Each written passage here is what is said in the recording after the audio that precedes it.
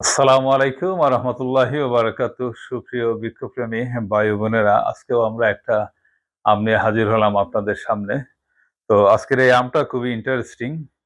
আপনারা দেখতে পাচ্ছেন যে ব্রামখাইমিয়া বা ব্রামখাইমিউ। তো এটা একটা থাইল্যান্ডের আদি জাত। থাইল্যান্ডের একটা অঞ্চলে একটা আমের বীজ থেকে হওয়া এই জাতটাই, এবং এটাকে পরবর্তীতে নামকরণ করা হয়েছে যে এটা লোকমুখে বলা একটা প্রবাদও এখানে আছে যে একজন ব্রাহ্মণও নাকি এই আমের এক টুকরা স্বাদ নেওয়ার জন্য স্ত্রীও বদল করতে পারে। মানে এইভাবেই ওদের এইখানে এটা প্রচলিত একটা কথা আছে।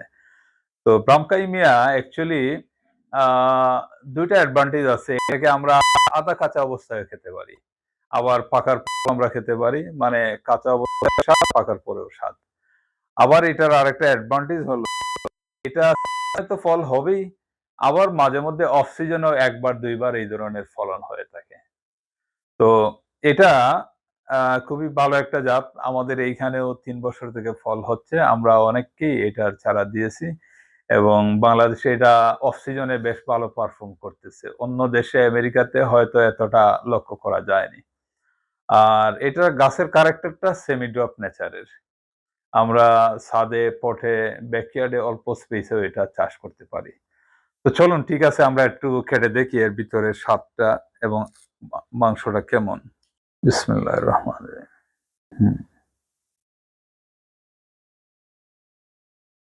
অ্যাকচুয়ালি এই ধরনের সাদা ক্রিমি। দেখুন, আসলে অনেক সফট আর জুস দেখতেছি আমি। হুম। একটা মিষ্টি একটা অ্যারোমা পাওয়া যাচ্ছে। বিসমিল্লাহির রহমানির রহিম, দেখি। অনেক সুইট, মানে থাইল্যান্ডের আম তো মোটামুটি আ আসলে নামদুকমাই কিংবা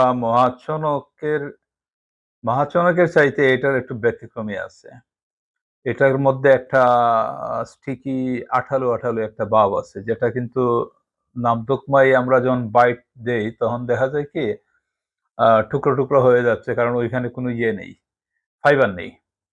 আবার মহাচনকেও ফাইবার আছে, কিন্তু এটার মিশ্রতা আমি বলবো কোনো অংশে কম নয়। নামদুকমাইর হয়তো ফলন শেপের জন্য ভালো, কিন্তু স্বাদের দিক থেকে কোনো অংশে নামদুকমাইয়ের চেয়ে কম না। যারা মিষ্টি পছন্দ করেন তাদের জন্য এটা একটা আকর্ষণীয়।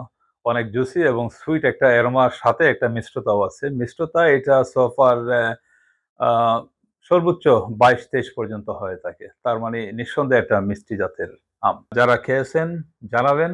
আর যারা আমাদের থেকে চারা নিয়েছেন তারাও ইনশাআল্লাহ ভবিষ্যতে এগুলা খেয়ে রিভিউ দিবেন। আমরা আপনাদের রিভিউ দেখার অপেক্ষায় রইলাম। ভালো থাকবেন। আল্লাহ হাফেজ।